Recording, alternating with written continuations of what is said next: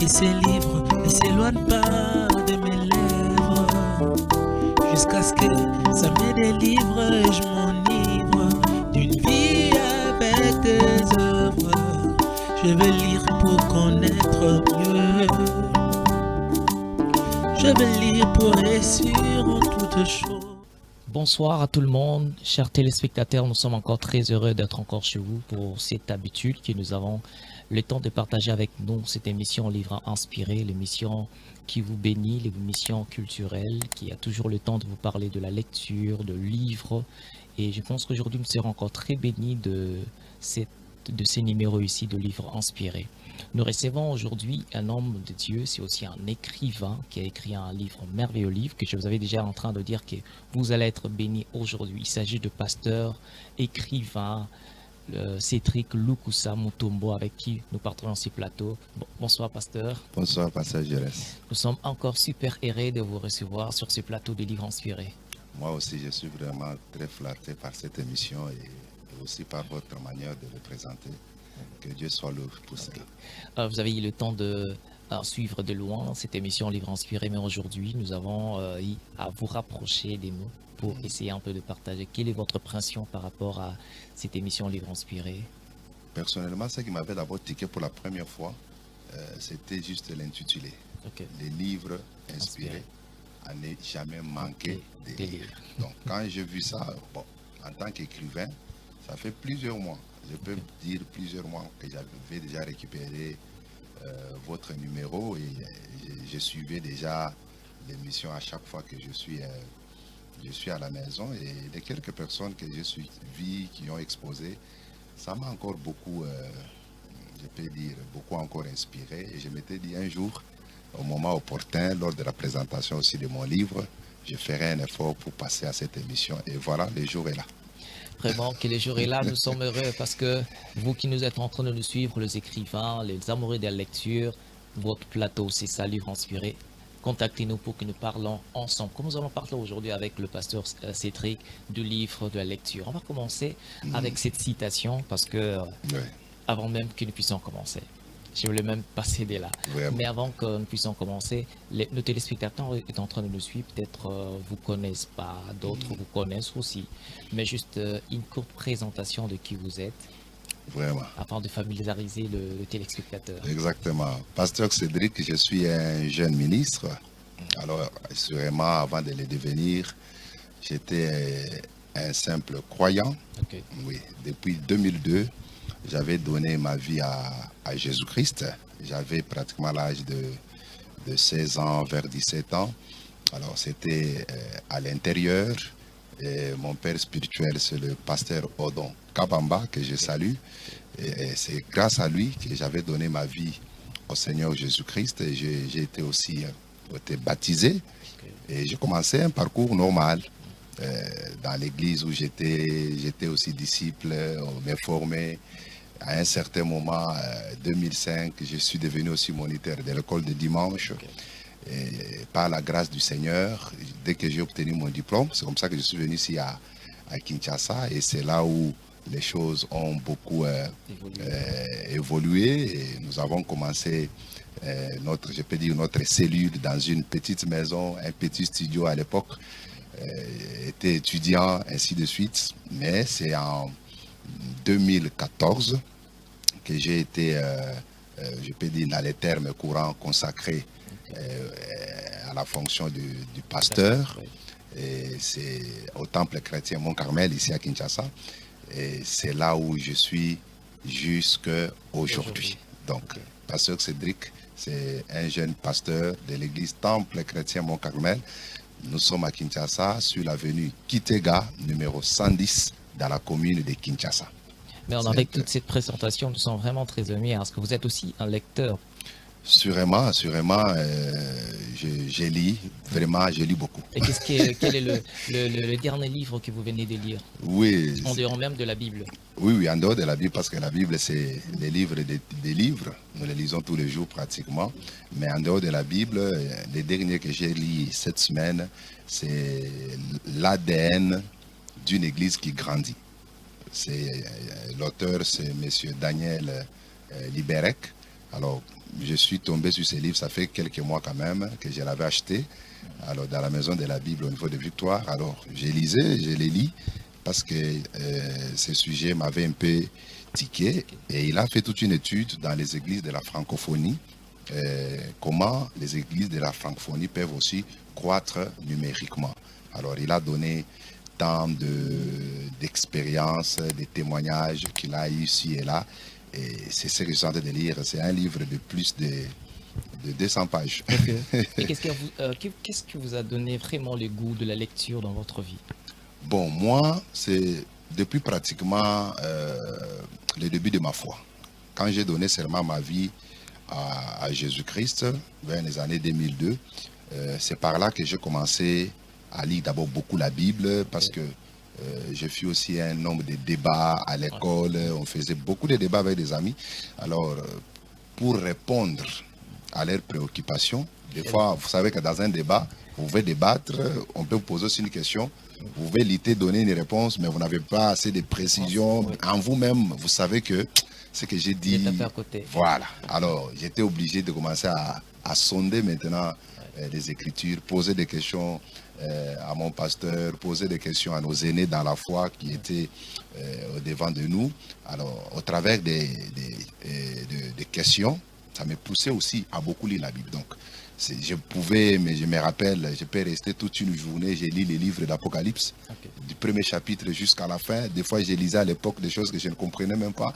Et c'est comme ça que le goût de la lecture a commencé. Et dès que je tombe sur un livre même qui n'est pas la Bible, j'étais obligé de les prendre, de lire pour comprendre un peu ce qu'on a dit là-dedans. Vraiment, c'est important. C'est important. Toute personne a son parcours avec le livre, son histoire avec le livre. Mais une citation qui nous revient, avant que nous puissions aller très loin, il y a une citation qui nous revient de Julien. Il a dit ceci: un livre est une fenêtre par laquelle on s'évade. Il dit un livre est une fenêtre par laquelle on s'évade. Votre commentaire par rapport à ça? Vous allez voir, d'abord, constater, c'est une citation très merveilleuse et très inspirante, parce que on ne peut pas parler d'évasion si il n'y avait pas eu, par exemple, une prison quelconque. Et vous allez voir que la vie de l'homme sur la terre, si vous n'avez pas l'information, vous n'avez pas la connaissance, en quelque sorte, vous êtes dans les ténèbres, vous vivez dans une certaine prison. Et les livres, n'importe lesquels, surtout comme nous sommes des chrétiens, nous parlons des livres inspirés, c'est une fenêtre.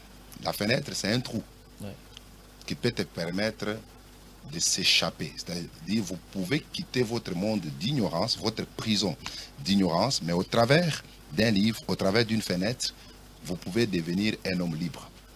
Et vous allez voir aussi, lorsque quelqu'un s'évade, par exemple, d'une prison, au travers d'un trou, d'une fenêtre, vous allez voir qu'il ne sait pas d'abord où il part.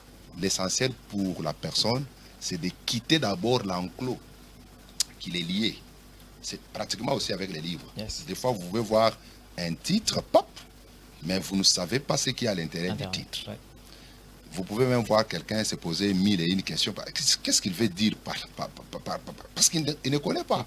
Alors, mais quand vous allez entrer là-dedans, vous allez sentir vraiment que c'est une fenêtre qui peut te permettre d'entrer dans un autre, je peux dire un autre ciel pratiquement. Vous pouvez avoir des connaissances, des choses que vous ne connaissez pas auparavant. Ou soit vous pouvez connaître quelque chose, mais vous n'avez pas assez de détails, vous n'avez pas assez, je peux dire, des petits points qui peuvent vous échapper. Mais grâce au livre, vous pouvez en avoir vraiment la connaissance. C'est un peu ce que je peux dire par rapport à la citation. C'est vraiment important pour ces citations.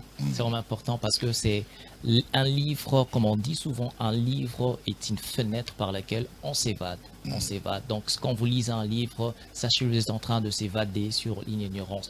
Vous allez constater maintenant que notre plateau est changé. Notre plateau vient de changer.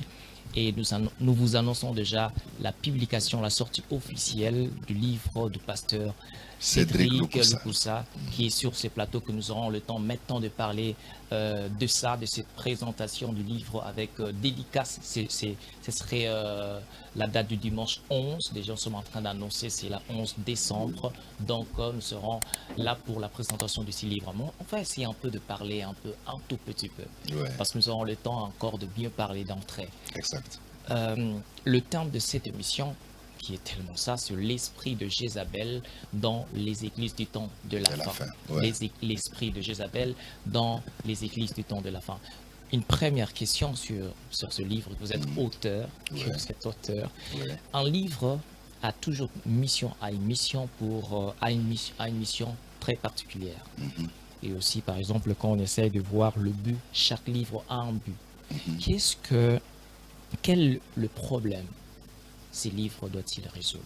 Parce qu'un livre a pour mission de résoudre un problème. Quels sont maintenant les problèmes particuliers ou peut-être général que ces livres que le Seigneur vous a mis à cœur de publier, à résoudre vraiment sur ce temps? Exactement, pasteur Giresse. Quand vous prenez par exemple 1 Timothée chapitre 4, le premier verset, la Bible dit, c'est l'apôtre Paul qui parle à son fils Timothée, il dit, sache que dans les derniers jours, plusieurs abandonneront la foi et ils s'attacheront à des esprits séducteurs et à des doctrines des démons.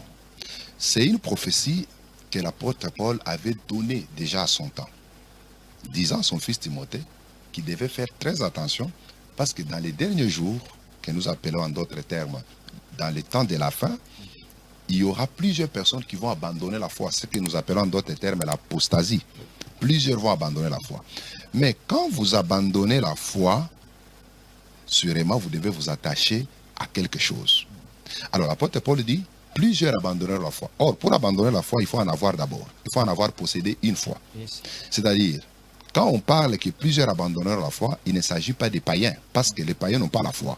Mais il s'agit plutôt des gens qui s'appelaient chrétiens, des gens qui s'est nommés serviteurs de Dieu, mais qui, après quelques temps, après quelques années même d'exercice de leur ministère, mais ils arriveront à relâcher ou à abandonner ou à renier ce qu'ils avaient cru ou ce qu'ils confessaient auparavant. Alors, quand ils vont abandonner la foi, la vraie foi, la saine doctrine, ils vont maintenant s'attacher à des esprits séducteurs. Maintenant, ces livres, c'est là où ces livres interviennent. Parce que quand nous parlons de l'esprit de Jézabel fait partie de l'un des esprits séducteurs. Quand nous pouvons parler même de la doctrine de Jézabel, elle fait partie des doctrines des démons. Vous voyez un peu cela. Alors, maintenant, pourquoi je me suis un peu intéressé à ça? Cela est parti d'abord par une expérience personnelle. Je me rappelle en 2008-2009, nous étions encore au début de notre cellule qui est devenue aujourd'hui église. Alors, on priait à l'époque au niveau du rond-point Victoire, non loin de rond-point Victoire. Alors, à mon retour, nous étions avec des amis. Nous arrivons quelque part, nous croisons une sœur, une fille pratiquement, avec qui on habitait dans la même parcelle à l'époque. Mais après quelques temps, elles avaient déménagé de notre parcelle. Alors, elles me croisent. Elle m'appelle dans la foule où nous étions avec les frères et sœurs, on revenait de l'église. Elle commence à me prophétiser. Elle me donne de vraies prophéties. Mais à ma grande surprise, l'esprit qui parlait, soi-disant l'esprit qui parlait à elle, dit, va avec elle, partout où elle va. Et il y a un travail que tu vas aller accomplir dans la vie de cette fille. Et je me suis mis en route, les autres sont rentrés à la maison, je partais. On a parcouru, comprenez les transports, l'esprit dit, ne prenez pas les transports. Et tout au long de la route, du chemin, elle ne faisait que prophétiser. Elle donnait des prophéties aux gens, et c'était des vraies prophéties. Mais malheureusement, nous arrivons quelque part, l'esprit commence à me parler pour que je puisse coucher avec elle. Vous voyez un peu ça? Et l'esprit l'a dit, c'est l'esprit de Dieu qui parle.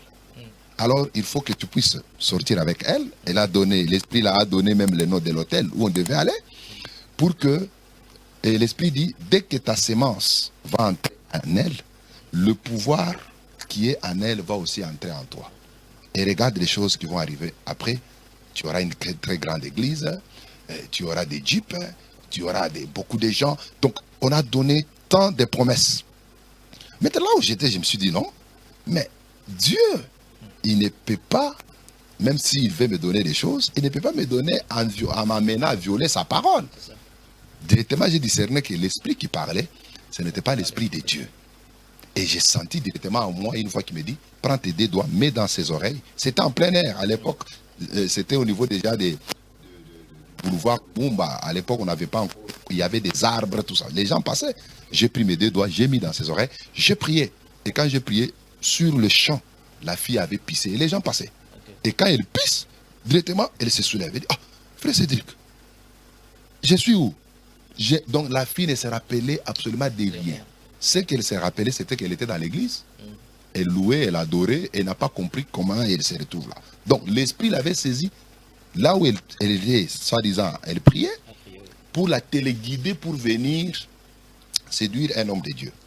Vous voyez? Et par la grâce du Seigneur, nous avons été sortis de cette tentation. Après, directement, j'ai eu l'idée de comment l'esprit de Jézabel fonctionne. Maintenant, une fois aussi à l'église, pendant la prière de délivrance, on prie sur une sœur, elle commence, les manifestations démoniaques ont commencé, et l'esprit là se présente ouvertement. C'est moi Jézabel.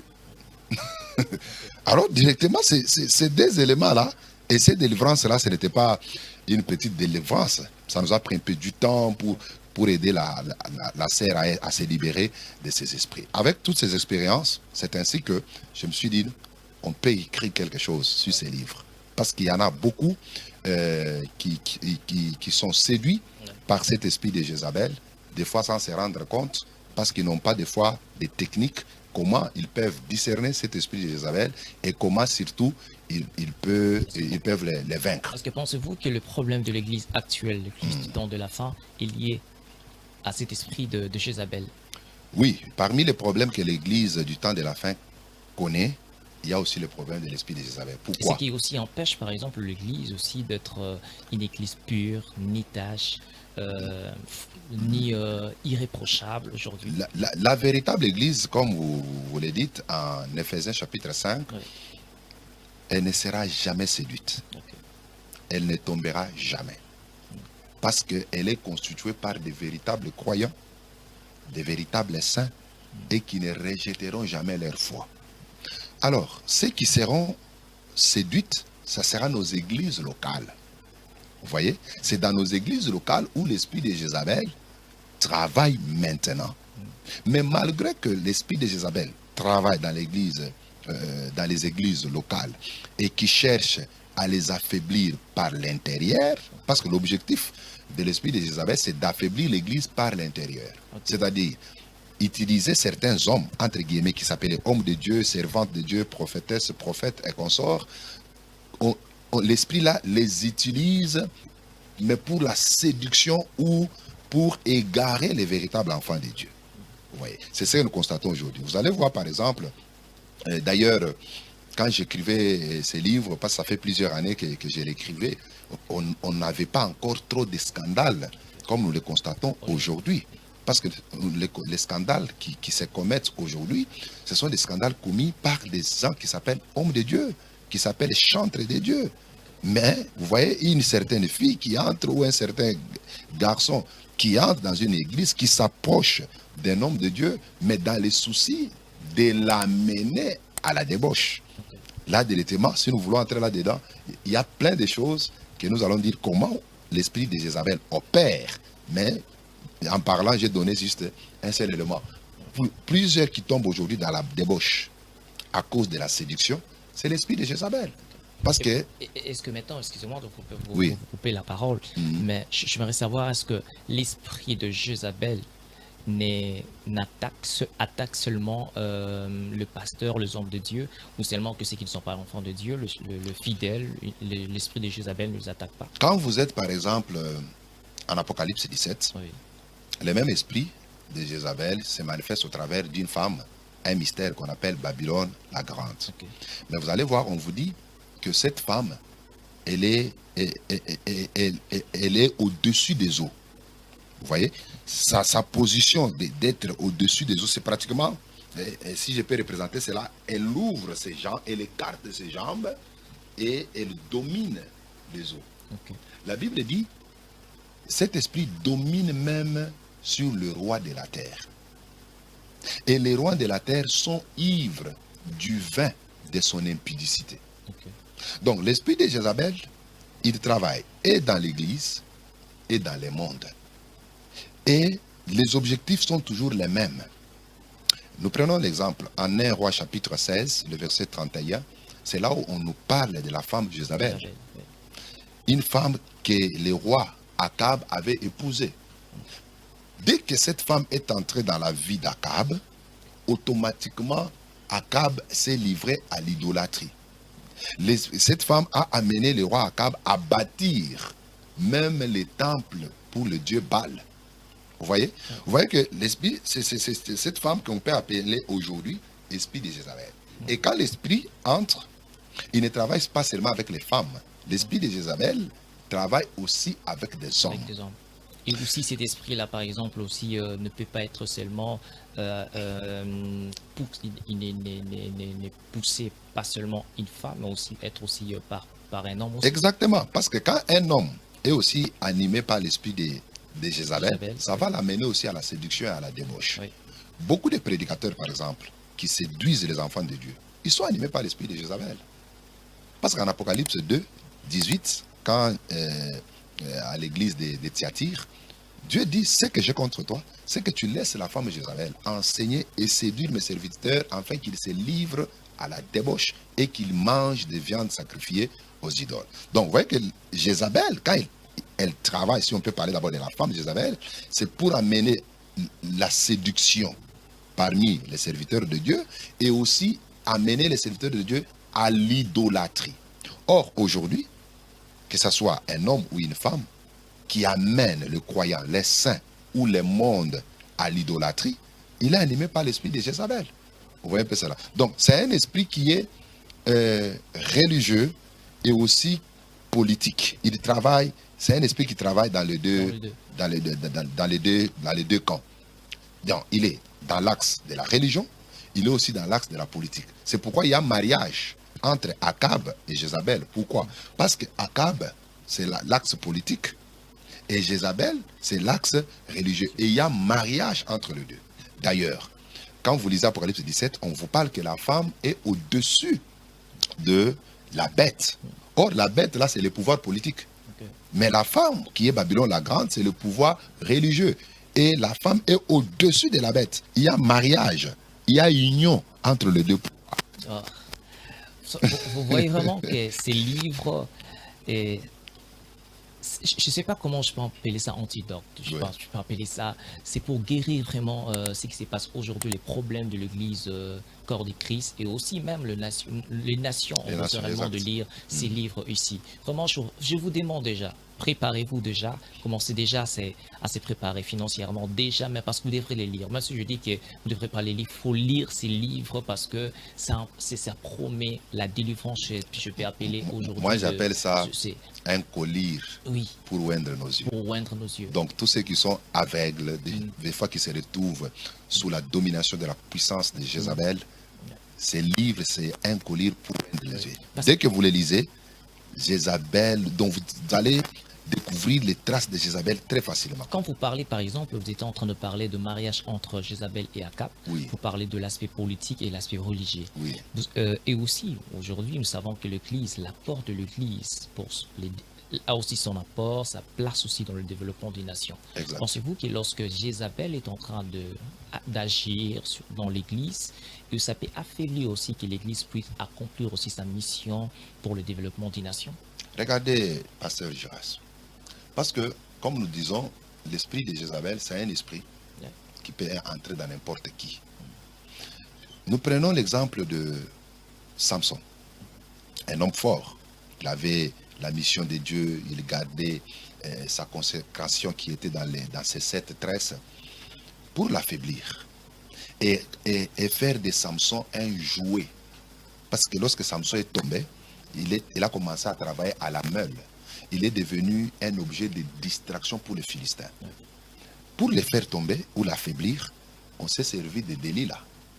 Lorsque Delilah est entré dans la vie de Samson, son objectif c'était de découvrir ce qui faisait la force de Samson et afin de l'affaiblir, de le dompter au travers des chaînes que les Philistins lui avaient déjà données. Et c'est exactement ce qui arrive aujourd'hui dans l'église. Lorsque l'esprit de Jézabel s'infiltre, je parle de l'infiltration, s'infiltre au niveau de l'église, l'objectif c'est affaiblir l'église afin qu'elle n'accomplisse pas sa mission prophétique. Mais nous savons aussi bien, le Seigneur, lorsqu'il avait fondé son église, en Matthieu chapitre je crois 18, non 16, à Matthieu chapitre 16, il avait déjà mis les garde-fous pour son église. Parce qu'il dit, les portes du séjour des morts ne prévendront point contre elle.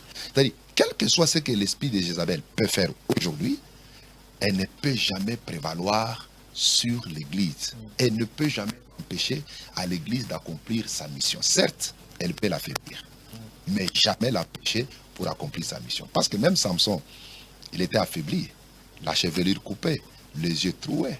Mais cela n'a pas empêché à ce que Samson retrouve sa force initiale. Parce que les gènes qui produisaient encore la chevelure étaient encore là. On peut couper la chevelure de Samson, mais tant que les gènes qui produisent la chevelure est là, ça poussera un jour. Et un jour, Samson, lorsqu'il a essayé dans la tête, il a trouvé que la chevelure était là, le Dieu d'alliance. Il est revenu encore du côté de Samson. Et nous connaissons que Samson a remporté la victoire, plus qu'il a tué les Philistins, plus que même pendant qu'il était en vie. C'est exactement ce qui va arriver aussi à l'église. Ce qui va arriver à l'église. Il faut lire ces livres. Mais pasteur, avant, parce que je ne voulais pas qu'on puisse, il faut vraiment donner à nos téléspectateurs de se préparer déjà pour la sortie officielle de ce livre. C'est à quand la sortie officielle? La sortie officielle, comme vous le voyez déjà, c'est le dimanche 11 décembre.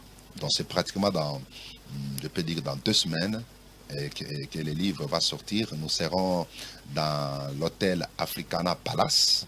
Et nous avons loué là-bas une salle de conférence. Ça sera ce dimanche 11 décembre à partir de 16h juste. Africana Palace, c'est non loin du rond-point Willery.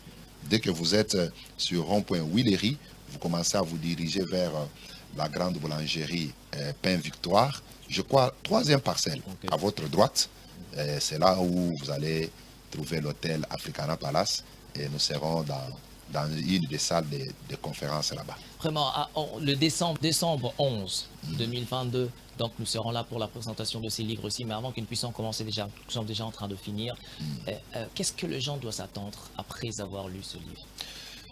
Après avoir lu ce livre, vos yeux d'abord vont s'ouvrir.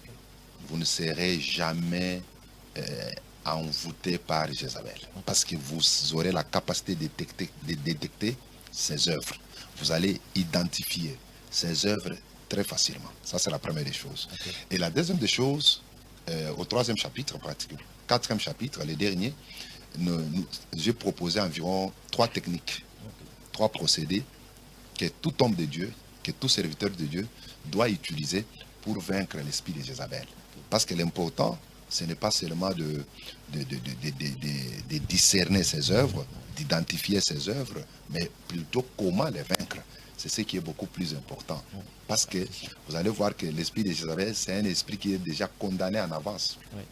Et c'est là où on a parlé de ces 3 procédés, 3 techniques que je garde pour ceux qui on garde ça. Ceux qui auront vraiment à être là même le 11 décembre dans la salle Africana Palace, ils vont déjà s'en procurer de leurs livres et aussi commencer déjà à lire, parce que la prochaine émission, nous serons encore avec le pasteur Cédric pour vraiment parler aux enfants de ce livre ici. Nous sommes déjà en train de finir, nous sommes dans notre moment de à lire, donc vous êtes en train de vous donner un programme déjà de la publication de notre livre Les choix s'imposent. Ça a été déjà publié. Nous parlons de tous les domaines de la vie, parce que les choix s'imposent. Il y a une chose importante, tout ce que nous faisons dans la vie, c'est les choix. Donc, même publier un livre, c'est un choix. Tout est un choix. Donc, réussir, c'est un choix. Échouer aussi, c'est un choix. Tout le monde veut faire un choix, et aussi, il faut maintenant savoir comment faire un choix. C'est pourquoi nous sommes en train réellement de parler ici dans ces livres ici. Vous trouverez aussi la mentalité des rats dans ces livres ici. Vous trouverez les choix du cèdre du Liban, vous trouverez le choix à la seconde, parce qu'il y a certains choix, il ne faut pas beaucoup plus de temps. Il y a un choix à la seconde, on le prend à la minute. Donc, dans ce livre aussi, vous trouvez, c'est déjà disponible. Contactez-nous pour s'en procurer et aussi commencer déjà à les lire. Pasteur, nous sommes en train de finir. Quel est votre mot de la fin ce soir? Avant peut-être d'arriver à un petit commentaire de mot de la fin, vu la dimension de la salle que nous avons pris, les places sont vraiment limitées. Pour ceux qui voudront assister les jours J. Alors, il est important qu'ils nous écrivent ou bien qu'ils nous appellent au numéro qui est là-bas, le 085 124 98 08. 085 124 98 08. C'est aussi un numéro WhatsApp. Okay. Si vous avez besoin de l'invitation d'abord pour assister dans la salle, vous pouvez nous écrire à ce numéro. Ou soit si vous n'aurez pas l'occasion peut-être d'y être, gardez le numéro juste après le 11. Veuillez encore nous appeler là. Vous aurez aussi votre exemplaire. Mais au mot de la fin, je dirais tout simplement, je demande à tous les téléspectateurs qui nous ont suivis ou qui nous suivront même en rediffusion, même sur les réseaux sociaux, c'est un rendez-vous à ne pas manquer. Il y a des livres qu'il ne faut jamais mourir sans les avoir lus. Oui. Et parmi ces livres, il y a celui-ci que nous avons intitulé L'Esprit de Jézabel. Venez, il y a beaucoup de choses. Parce que beaucoup de gens pensent qu'ils ne savent même pas qu'est-ce que c'est le temps de la fin.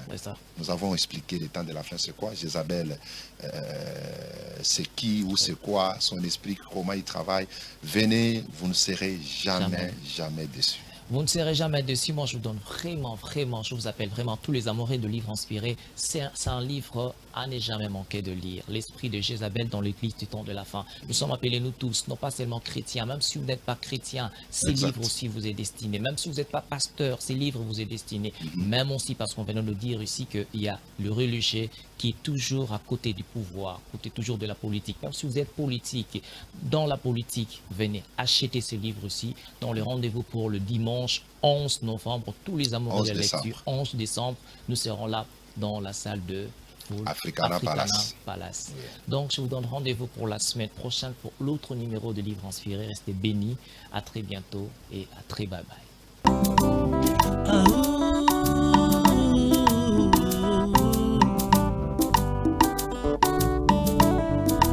Que ces livres ne s'éloignent pas de mes lèvres, jusqu'à ce que ça me délivre et je m'enivre d'une vie avec tes œuvres. Je veux lire pour connaître mieux. Je veux lire pour